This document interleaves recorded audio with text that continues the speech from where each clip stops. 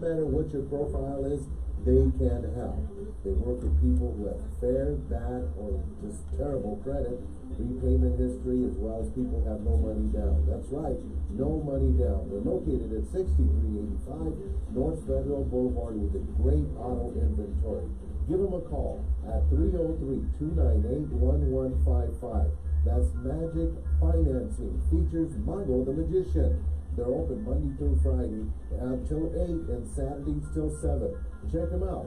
That's Magic Financing. Call them today at 303-298-1155.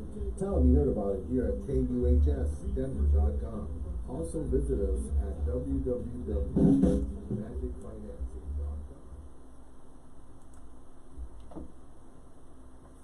Good afternoon and welcome to the Council.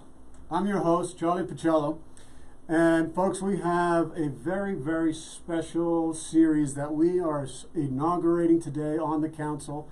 It's called the Veteran Summit Series. And we have partnered up, the Council has partnered up in collaboration with the Trauma Sensitive Awareness Foundation to present this Veteran Summit Series. KUHS TV radio premieres part 1 of this Veteran Summit Series with a special 10-part interview that provides veterans and their loved ones with information, hope, inspiration, and healing. It's going to be the first of its kind summit while exploring cutting-edge treatments and alternative therapies for PTS, TBI, moral injury, sleep disturbance, family conflict, emotional trauma, and so much more. We're going to be talking with mental health experts. Veterans and their advocates are going to be providing answers, resources, and solutions to bring all of our warriors home. We're starting the dialogue today. Come and join the conversation. We're going to learn a lot in these next 10 weeks, and part 2 is going to be debuting in November. So tune in every Friday here at 1 p.m. Mountain Standard Time, all the way through September 25th here on KUHSdenver.com. We are the stream, KUHS. We are broadcasting live here in Denver, Colorado, and to all parts of our country, all around the world. We're being listened to by over 40 different countries here on the Council. It is an honor and a privilege to be your host, and I can't wait to begin to speak to you about what today's topic means to me. As a veteran, I've been touched by PTSD and a complex PTSD, and my family has been in service in our nation for generations. They go back all the way to the Revolutionary time. We certainly had a lot of ancestors who fought in the Civil War and in every major conflict, and so veterans are very important to me. Their healing, their restoration, their dignity, their sacrifice, their courage, their resiliency, and their woundedness is something that has been a part of me and our family for a very long time. And when I was asked to do this program, I was very humbled by the opportunity and to be able to give to you something that can save your life and save veterans' lives and their loved ones' lives, and people who understand and are dedicated to helping the population, the society, the culture, the veteran community, and others know what's available out there to help you to recover and heal from those invisible wounds, the traumas that you may have experienced, and to share your stories in meaningful ways. One of the greatest healings, and I think we'll be talking about it later today, in this conversation, is about the power of storytelling and how sharing our stories in meaningful ways can really make a difference and to be able to unlock our secrets so that we don't stay sick. It's our secrets that keep us sick. And when we think that I was sharing with Kevin here just earlier, I had been dealing with so much trauma from my experience that it wasn't until I had reached a crisis point that I was forced to decide whether or not I needed to share my story or keep it in, and if I kept it in, I wasn't going to make it. We want to get you to a point where you're not having to reach that crisis point, that you can do it beforehand, that you can heal yourself mentally and emotionally, spiritually and physically from these wounds so that you can be better for your families, your friends, your communities, and for our nation, and that your stories help us to grow as a nation, to become wiser, better, and healthier.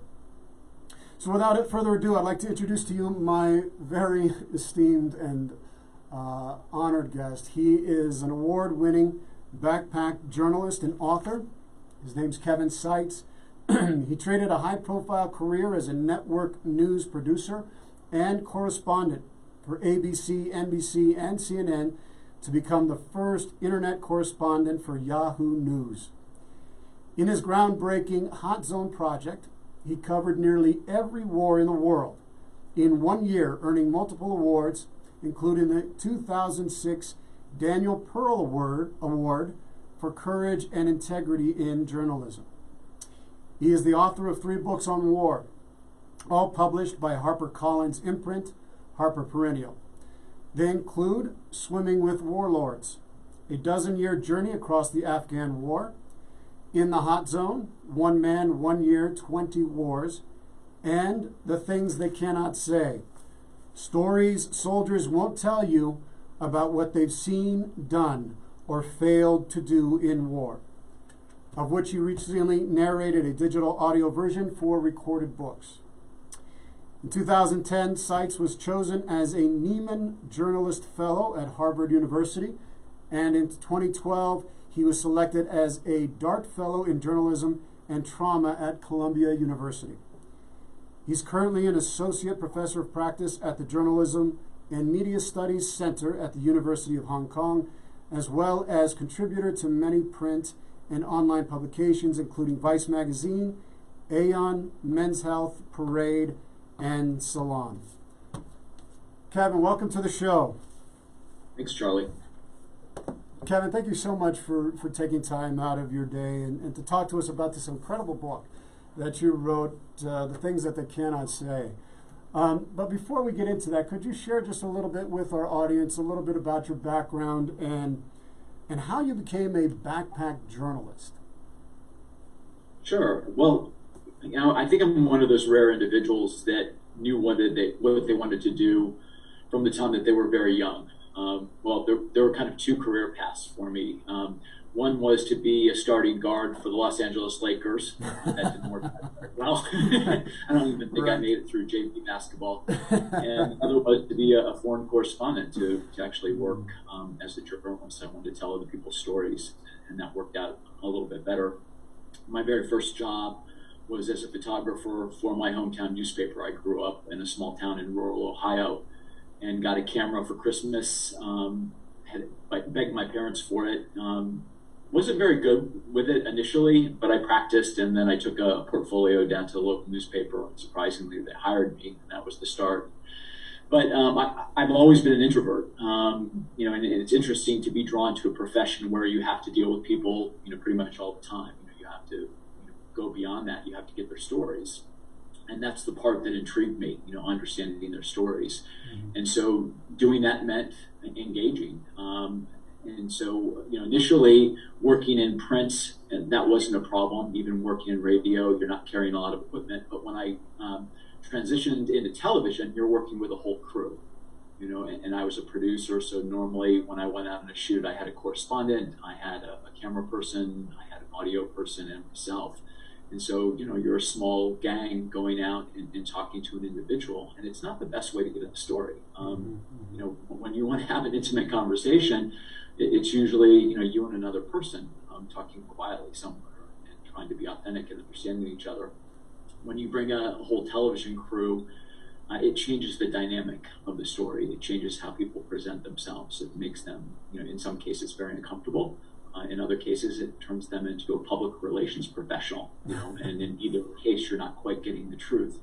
So for me, there was a big desire to kind of revert back to what I had as a print journalist, which was that intimacy and talking with the source. And so the only way I could do that was really to learn to shoot and to edit and produce and transmit my stories on my own. And I was fortunate enough to kind of be on my career path during that time where our digital revolution was happening, where the equipment was getting smaller, where we were able to tell stories, even complicated television stories, alone, without a crew. and I was working in a field that, I didn't choose to do conflict coverage. It just kind of happened. We all know America has gone to war quite a bit.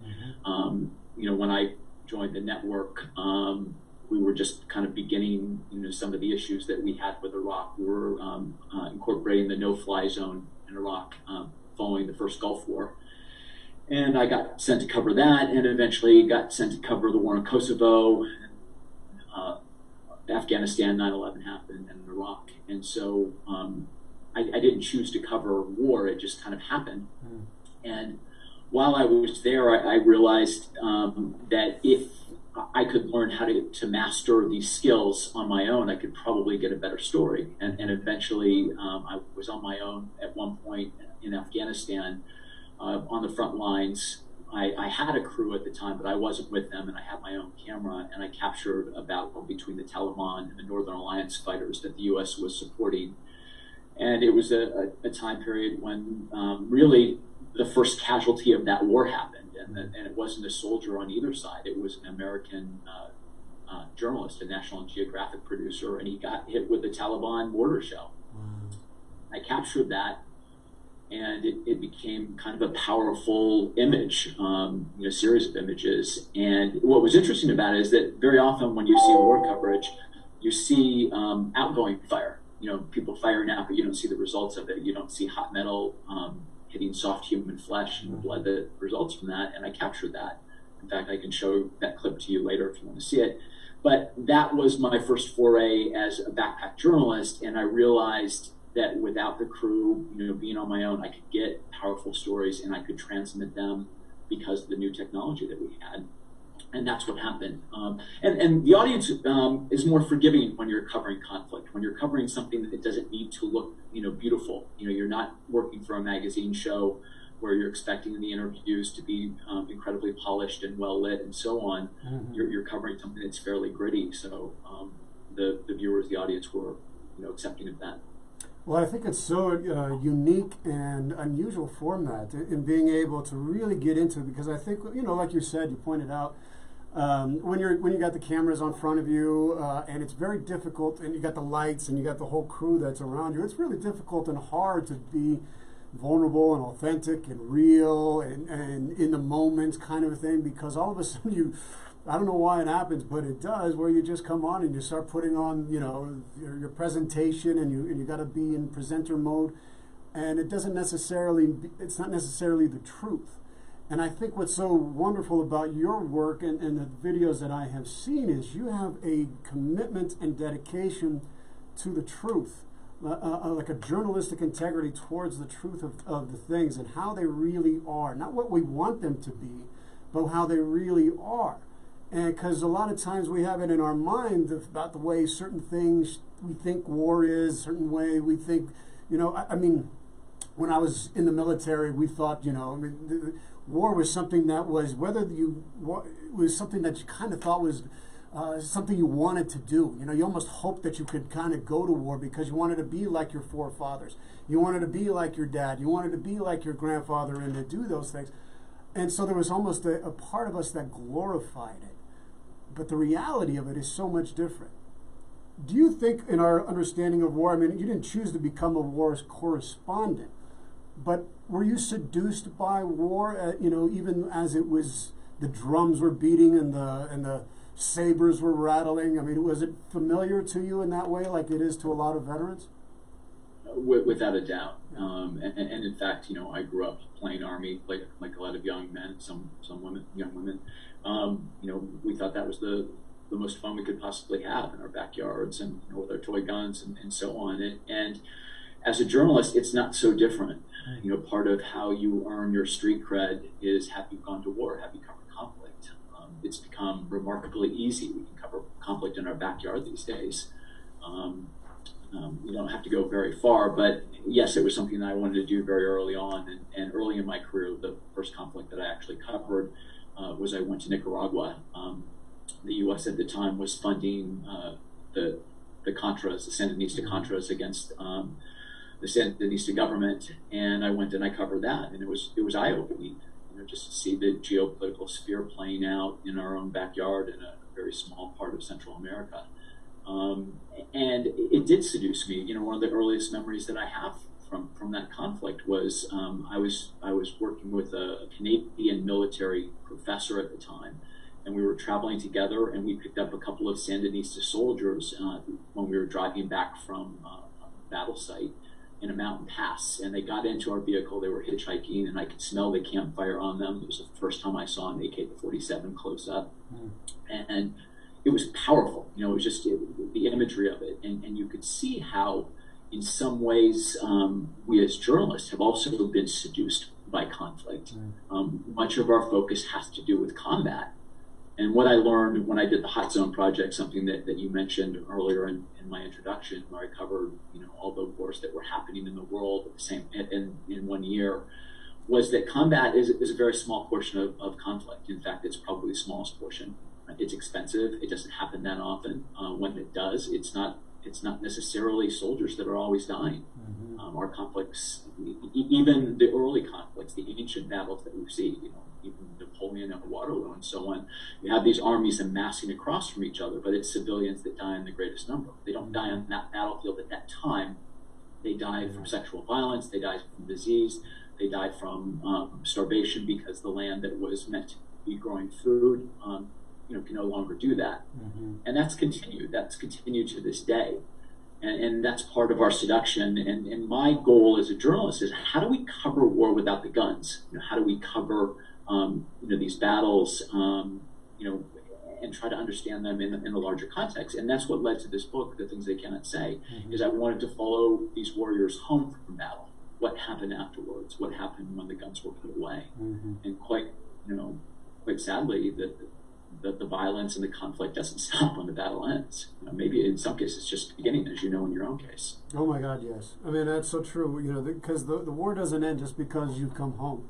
And very often you are in such a hyper-vigilant state. You're in that survival mode. You're in that fight or flight response, and it is on active overdrive. You're running at 180 miles per hour, because you've got to be on point. You can't allow anybody around you to die. And the hardest thing, and I think we're going to get to the video here in just a moment, it's not about killing other people that the corporal says. It's about not getting killed yourself. And so you're in that intensity so much, and then when you come out of it, then it's like all of that stuff that hasn't been allowed to be processed comes bubbling up to the surface, and it can be overwhelming and self-destructive and isolating and alienating because of what you've experienced.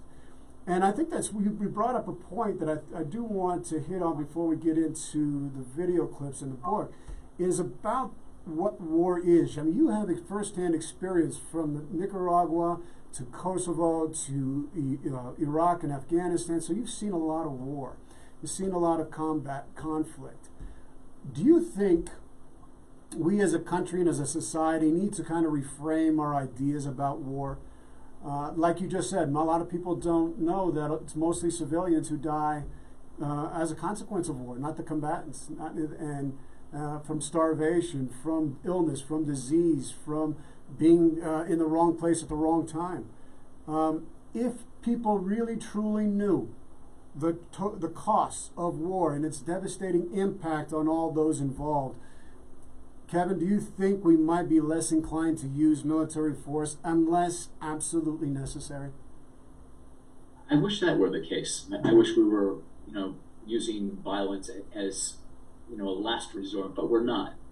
In some cases, we're using it as a first resort. One of the things that started to make me very upset was after coming out of, well, we haven't really even completely come out of them, but these decades-long conflicts in Iraq and Afghanistan, there were many voices supporting the notion of going to war with Iran. We're not even clear of them. And I know some of the individuals I talked about in my book, that I wrote about in my book, Tom Saul, he was a veteran of Vietnam, like your father, and experienced a lot of combat. And he suppressed it for so many years when he came back. He was a model teacher, but he was doing drugs and alcohol. But he said the thing that tipped him over was that kind of battle drums to go to war in Iraq, for no reason. and that's what spilled it for him. Made him come out and kind of embrace the trauma and the turmoil that he was feeling inside for so many years and that had bottled up. And we continue to make that same mistake. And I think we do it because we glamorize war. Journalism is partly to blame for that, but so is our own ignorance, historically, of what happens in these conflicts. They're not necessarily about battles between soldiers anymore. They're battles between societies, and they're battles between individuals and small groups. And you can't win those kind of wars. You have to work them out. As frustrating as that is, in the sense of negotiation and sitting across from people that you disagree with, but it is much preferable to the idea of taking up arms and occupying them, because the long-term impact of this, the actual battle and the death that happens as an immediate result of it is so small and so fleeting. We looked at what happened with the Islamic State and the kind of post-Iraq battle that we saw happening in Syria and Iraq there, and it wasn't about territory. It wasn't about who owned it. It was about these historical wrongs that have been still taking place that have not been solved. The Sykes-Picot Agreement, in which the Middle East was divvied up after World War I. There's so many factors involved, and if we continue to proceed in ignorance and willful ignorance, we're going to be constantly going to war. I think we probably will, unfortunately, not willing to do the hard work. We're not willing to do the hard work, Kevin, and there are echoes from our past of people who have served in these major bloody battles and wars. From the Civil War to World War I, you had these poets who were writing about the carnage and the suffering, and you would think that you would hear from these tales from the people who actually experienced it, that it would somehow penetrate into our consciousness, into our mind, into our heart, to really see, wow, why are we following this? Why are we doing this? But it doesn't seem to be happening. So.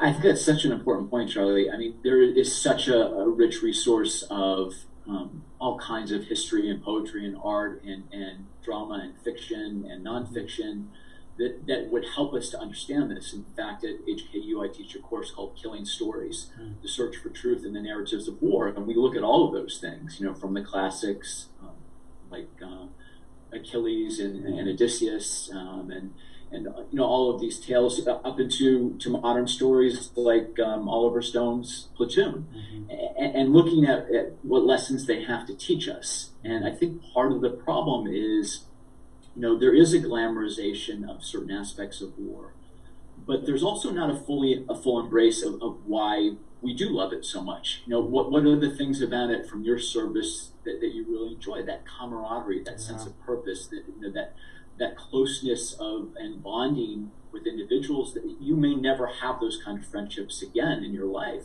both because of the conflict that crystallized them, but because of the things and that shared sense of purpose.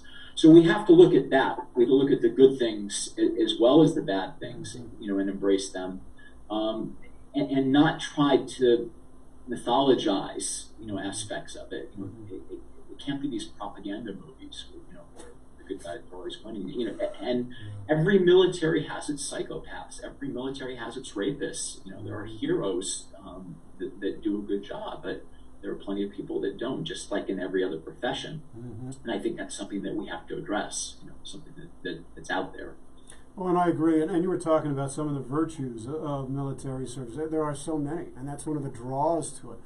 And when you know that somebody is out there, the bond of somebody who's willing to stand up there and protect your life in the midst of almost being killed yourself, that bond that you have with that person is so strong. To give your life for somebody else is the greatest form of love, and that's one of the Judeo-Christian tenets. And so to have that, and not to be able to feel that kind of love for your brothers or your sisters, because they're willing to go there with you, we're coming back together, and you don't get that same kind of depth of feeling in the civilian world. It can throw you off a little bit, and that's why almost like you crave that camaraderie, that connection, those experiences again. And it's like we keep recycling it in order to get that experience of that deep bond of brotherly love and sisterly love that so many people experience in the combat zone. Yeah, and it's interesting because it's also how we get, we motivate young soldiers to kill. In my course, I call it the fatal feedback loop. You undergo this military training. Normally, in military terms, they call it, small unit cohesion, social cohesion.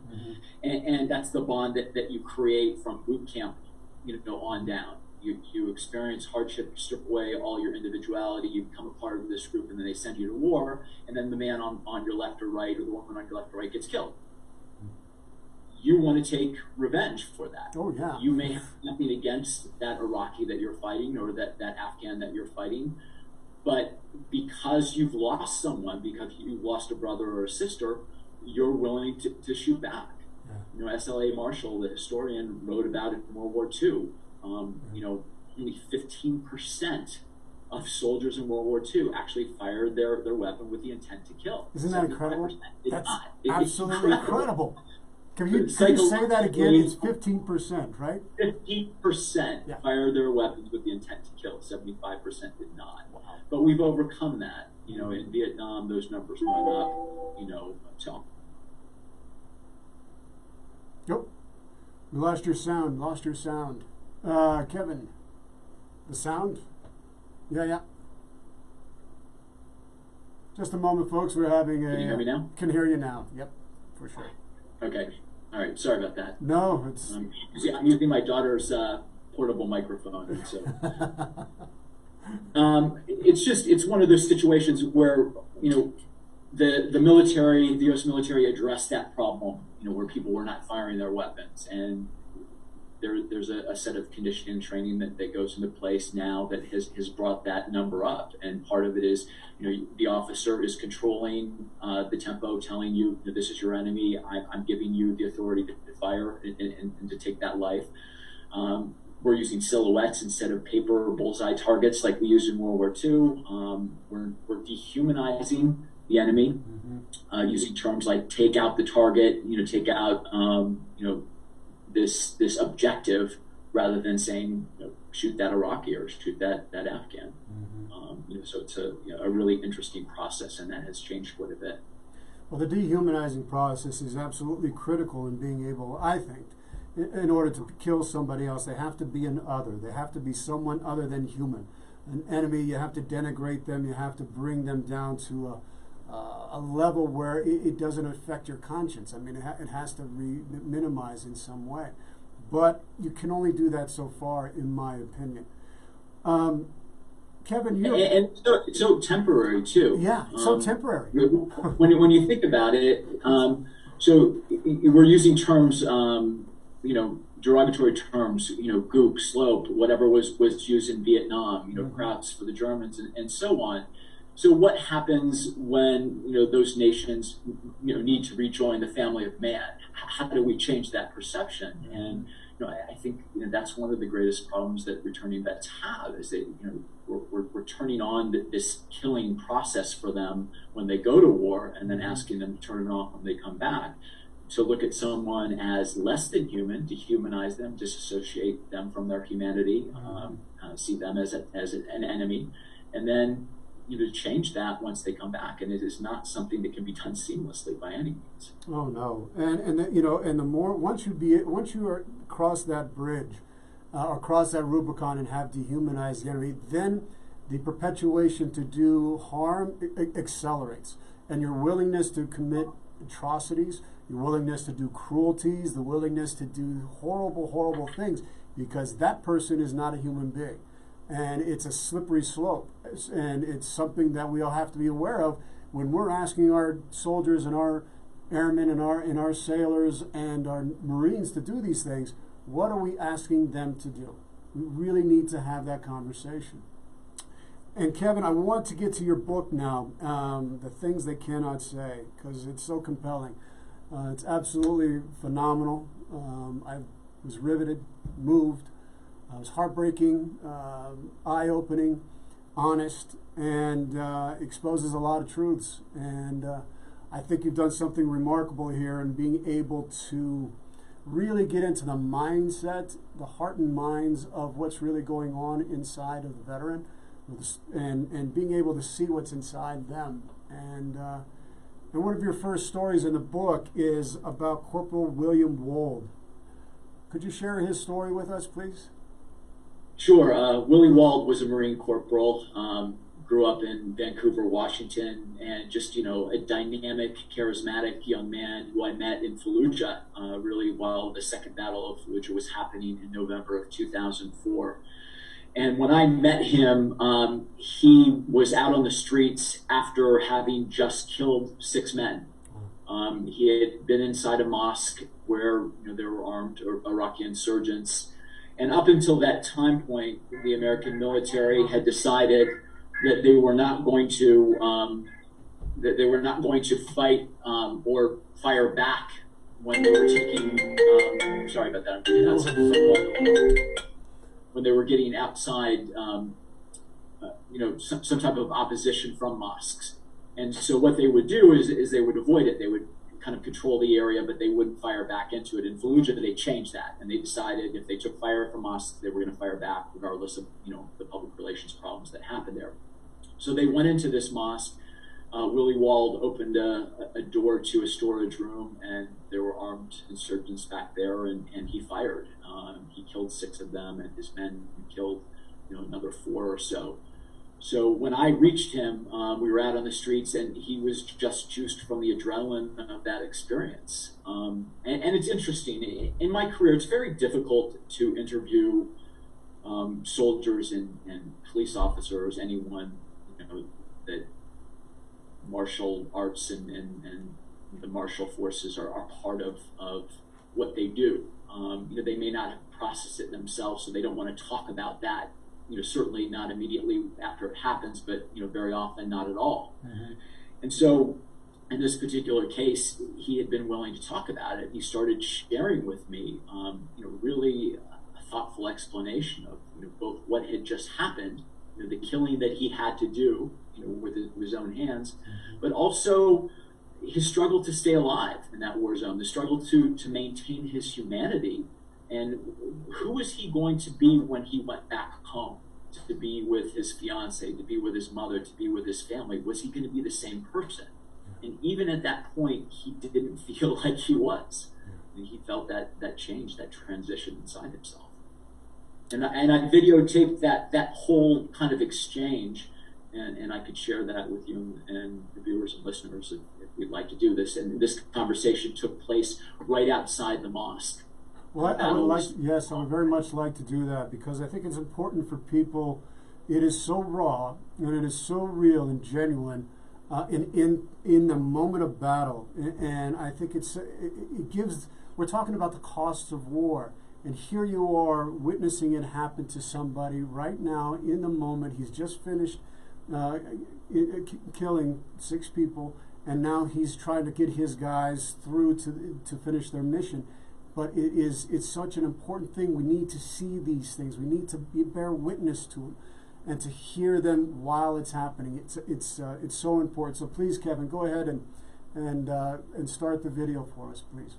Yeah, and Charlie, just to set this up for your viewers and your listeners, I cut this interview. It went on for about 30 minutes, but this was part of the trailer that I used for my book. So you'll hear some music. There's some text that appears in between the clips, but you'll hear mostly Willie Wald and partially my questions to him while we're on the streets of Fallujah.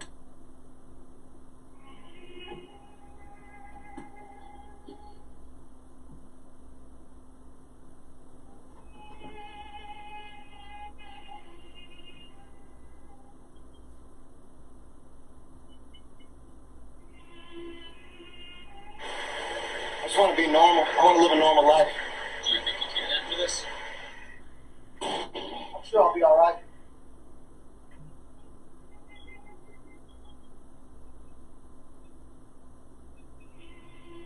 This place it'll make you pretty hard. It'll give you some thick skin.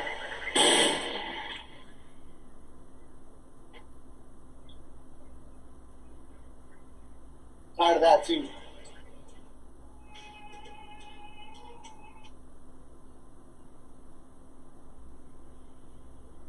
Yeah.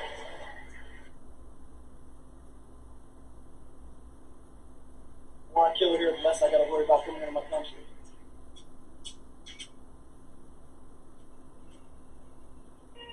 I don't know if I can do another tour over here. The more time you spend here, the more people you want to kill. Right now, it's so sick of tearing out my body that it's going to kill them all. The more time you spend here, the more time you just want to get in there and kill them.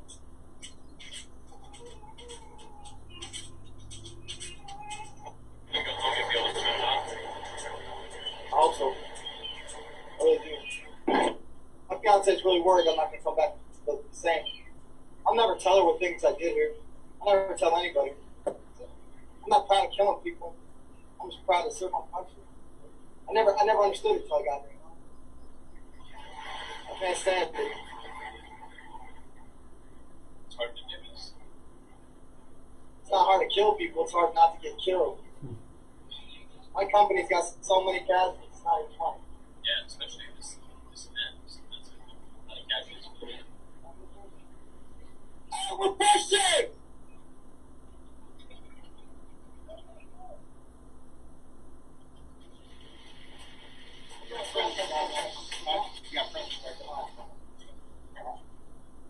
Hey, Don, when you come up here, we got friendlies down here.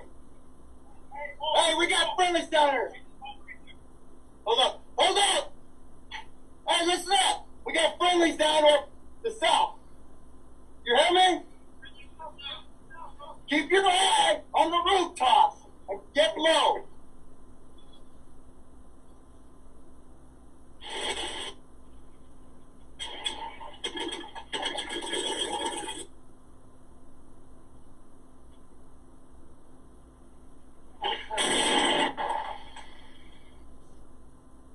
That's why our men affect.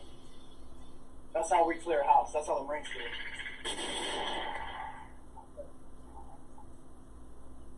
We don't mess around.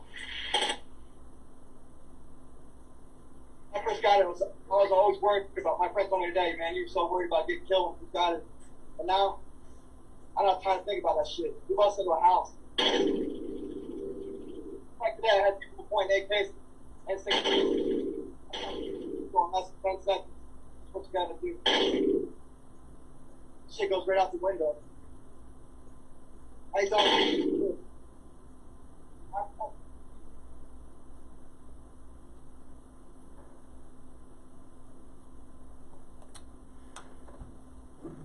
I think it's so revealing, and just watching that clip and seeing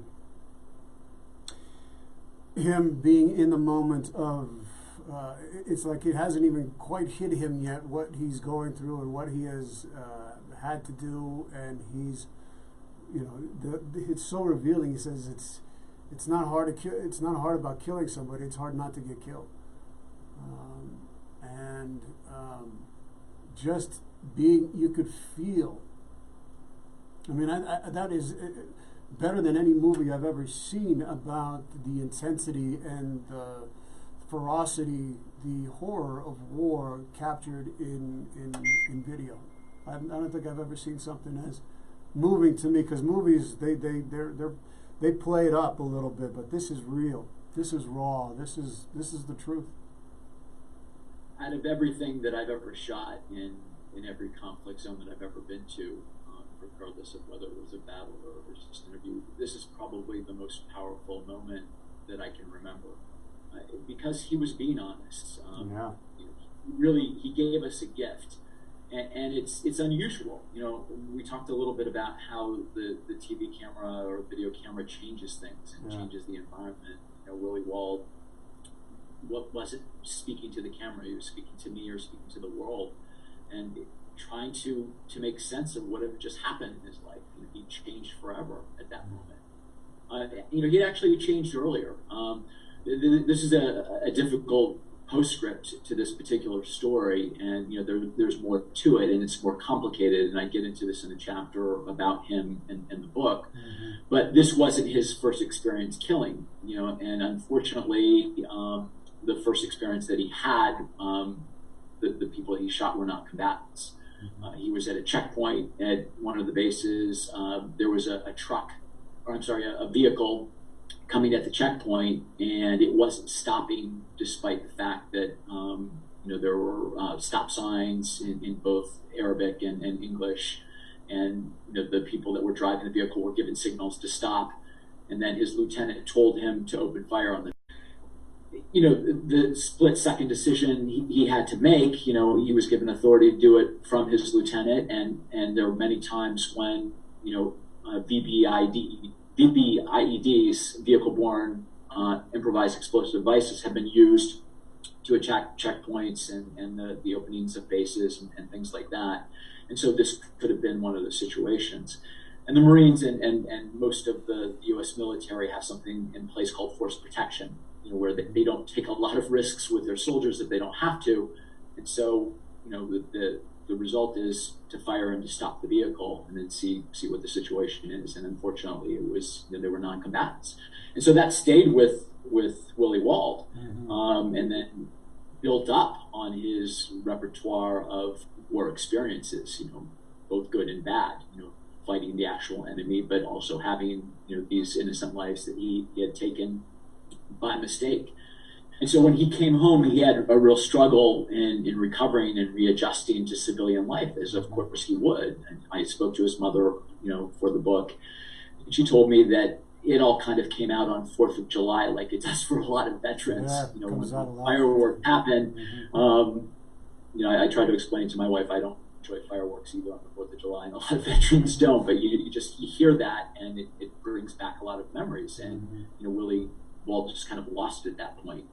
So they spent a lot of money on psychiatrists, doctors, and so on. Found out that he had TBI, traumatic brain injury, as well as PTSD, and he started using drugs that he was given by the VA, and drugs he started taking recreationally on his own or to self-medicate.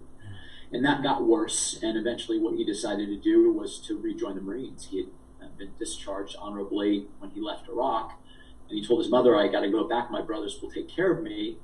But at that point, he was such a mess. He was having such a difficult time adjusting. He had a drug addiction, and his mom told me he developed a stutter. And so, far from the respect that he would get from being a decorated war veteran, he was getting made fun of by other Marines. And it got so bad, and the Marines were able to see that he had a drug problem.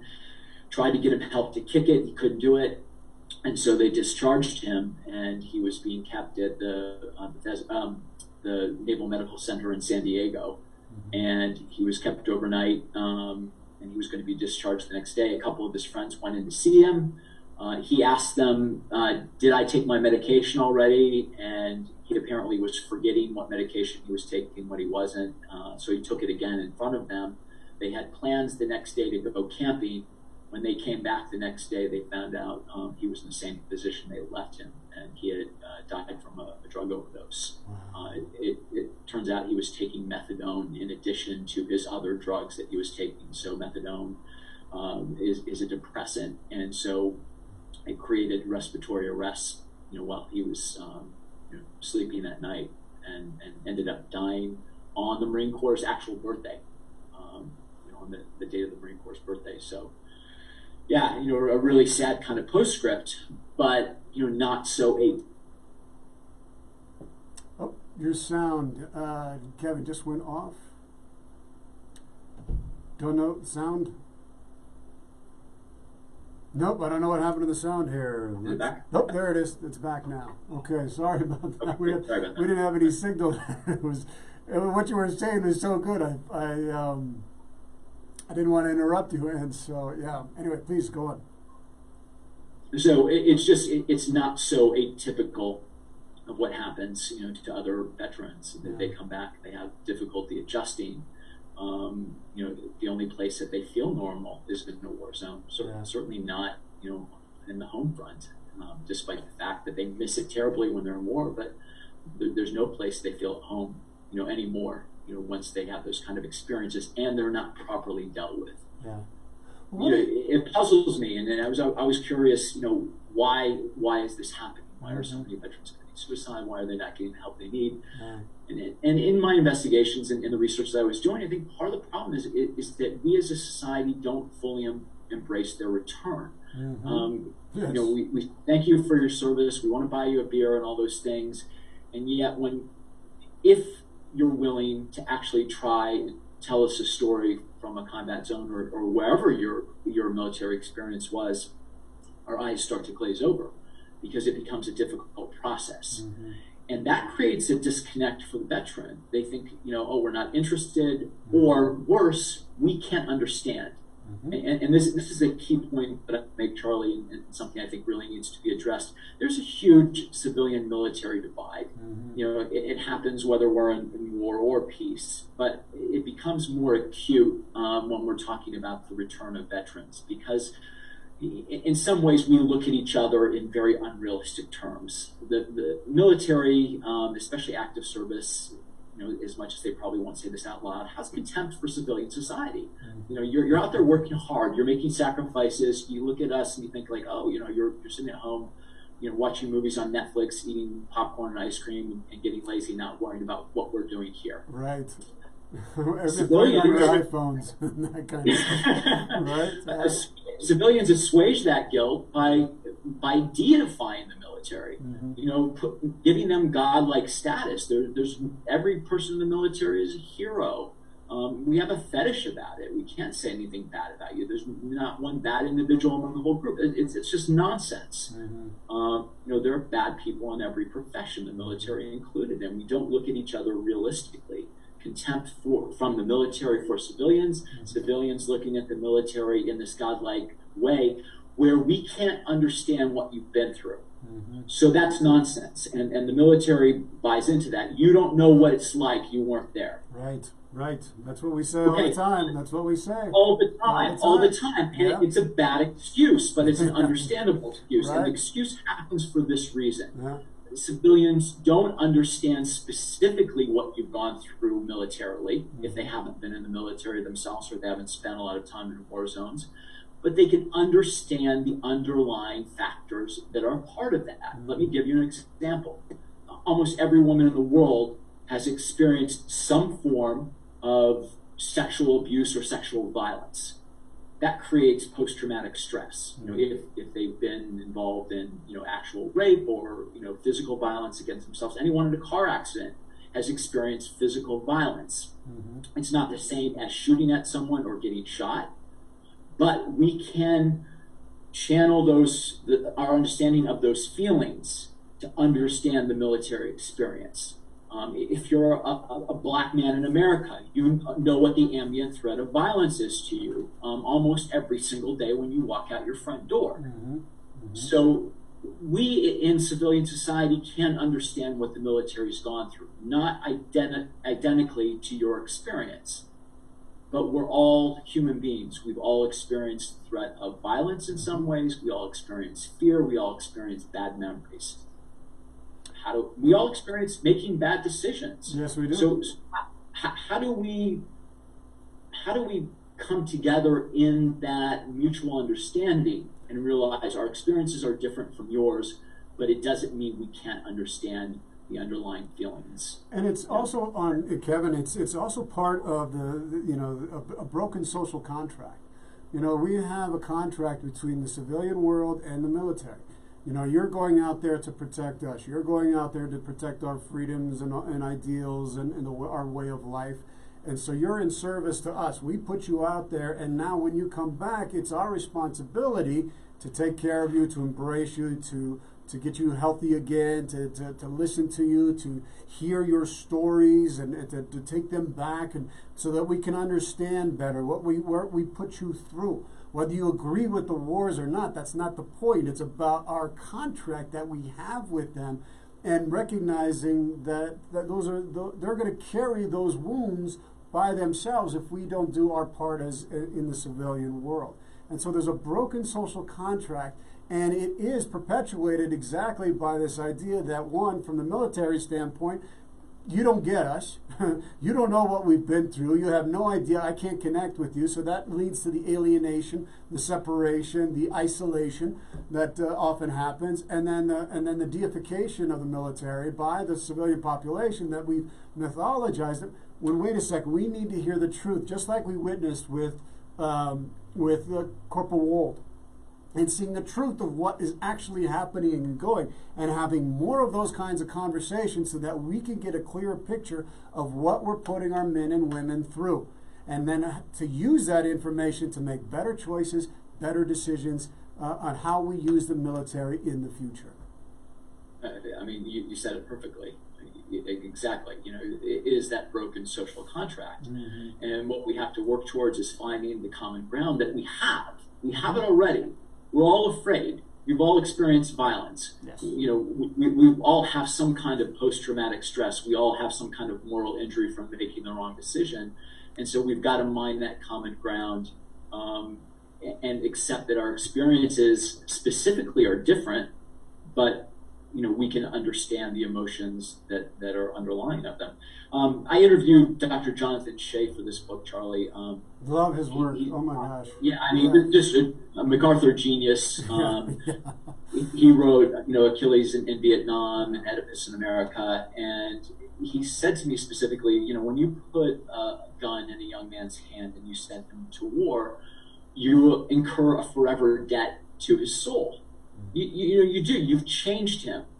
And that doesn't mean putting him on a shelf or building a pedestal and making a statue to him. That means dealing with him as a human being and helping him or her to heal in that process. But also, you share their burden of the war experience. You accept your responsibility in sending them there, but you don't absolve yourself from actually understanding it. You know, and the service person has to meet us halfway as well.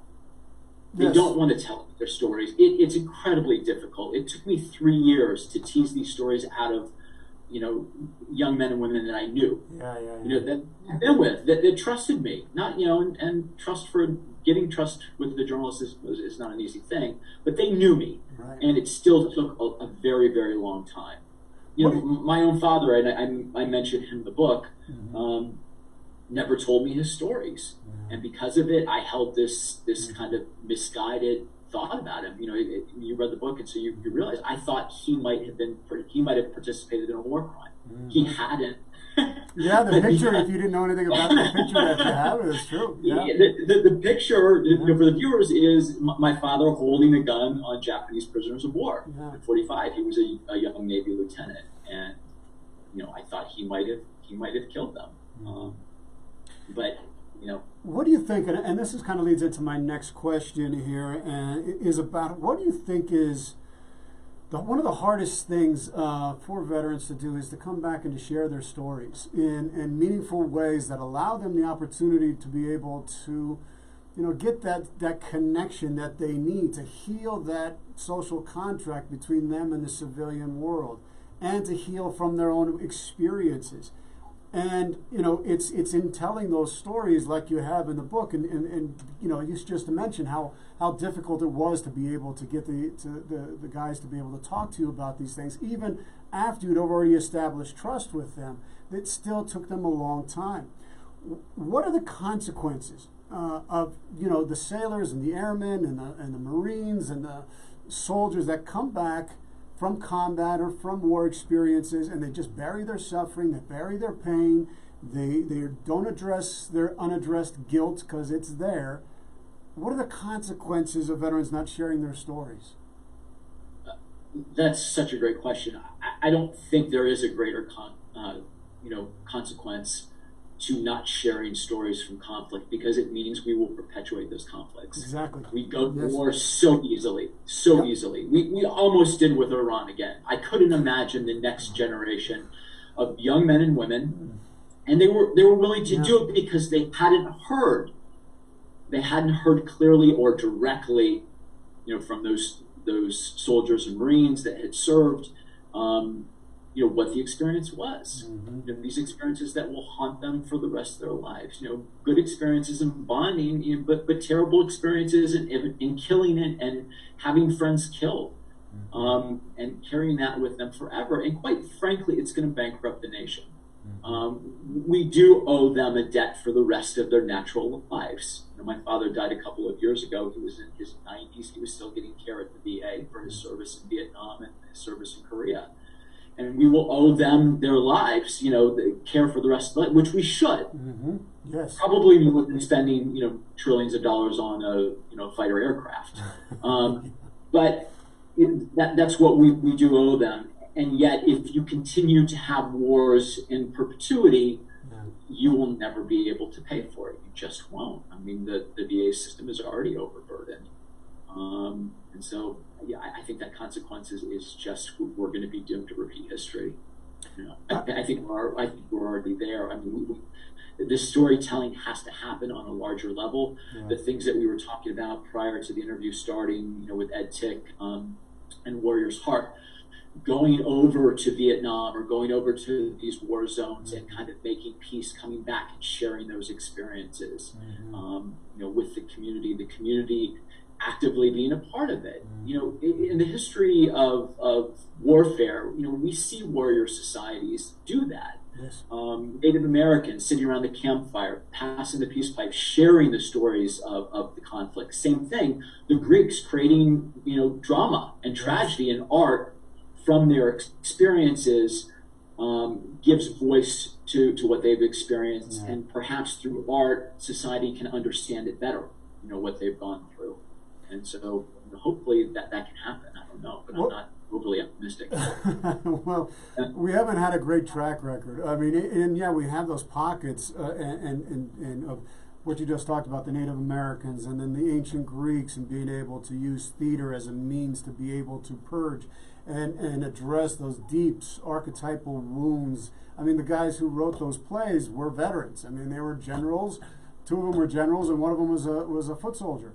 And they built these, but they were trying to achieve that cleansing of the soul, the catharsis that comes from addressing the guilt, the pain, the loss, the act. But you have to address it. We have to, and we're not doing that. And you're right. If we don't do these stories and share them, we're just going to keep perpetuating the same thing over and over again, and that's what ends up happening. And Charlie, I don't know how you feel about this, and I know it's a really hot button topic, but in some ways I feel we should have the draft. The professional army is remarkable in a lot of ways in what they can accomplish, but I don't think that we share that burden completely. The draft can be non-combat roles, but if we share responsibility for protecting, providing, building our society, then it's more common. I don't know what percentage of veterans are of society. It's very small, though. It's very small. It's like 1%, I think. It's tiny. It's very tiny. And so until that becomes more broadly met, I think we are going to have difficulty in true understanding of each other. Well, one of the soldiers that you interviewed, he fought for the Israeli Defense Force, and I think in Israel everyone is conscripted to be able to, both men and women, to serve in those ways. So they really understand what it is, and so they have a part to play in how their society functions. It's not just at the expense of somebody else, or somebody else carries the burden. Everybody's carrying the burden, and so you know what? That might be a really good idea to reinstitute that in a way, so that everybody takes a share in it, not just a few people. And it doesn't necessarily have to be just based on combat arms. No. It can be anything. It can be like the Peace Corps in some ways, and like the kind of dangers those volunteers face in going to unknown places and experiencing the dangers of those particular areas can be intense. But that will help us in that shared burden of both building and protecting and supporting our society. Kevin, I can't believe that we're over at the top of the hour. I mean, this went by so fast. I want to keep talking to you for the so much to talk about, right? There's so much to talk about. What do you hope people will take quickly? Just a couple real quick questions. What do you hope people will take away from reading these stories about these modern combatants? Well, I want them to see them as human, first of all. You know, that they are individuals before they became soldiers. You know, they're people from all walks of life, and that we have lessons to learn, you know, from their lives. There are people that are able to come back successfully despite the struggles that they have, and those stories are in there. But really, you know, one of the things that we didn't talk about a lot, Charlie, is the role that drugs have in conflict. They're a huge part in pre-conflict, conflict, and post-conflict, very often in negative ways. You and I have both had our experiences in drugs and alcohol, and in negative ways, trying to self-medicate, you know, after these conflicts.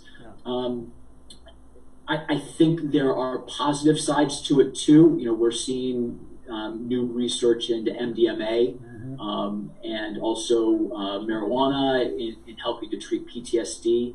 So, you know, drugs and pharmacology can be part of the solution, but not alone.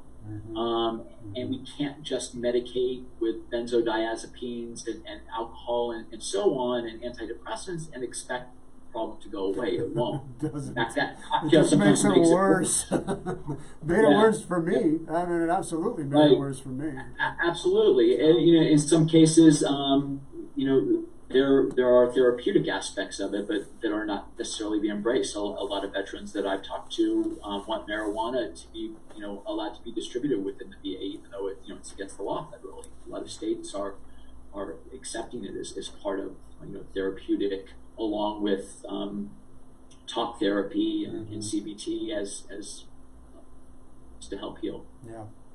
Well, Kevin, we're going to close here in just a second. I just want to make a quick, folks, we are doing today and the next, every Friday now, all the way to the 25th of September.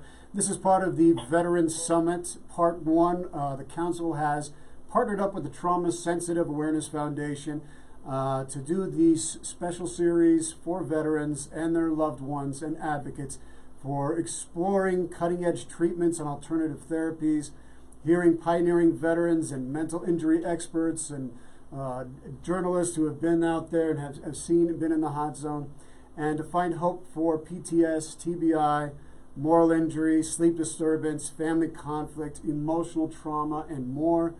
Part 2 debuts in November at www.t-saf.org.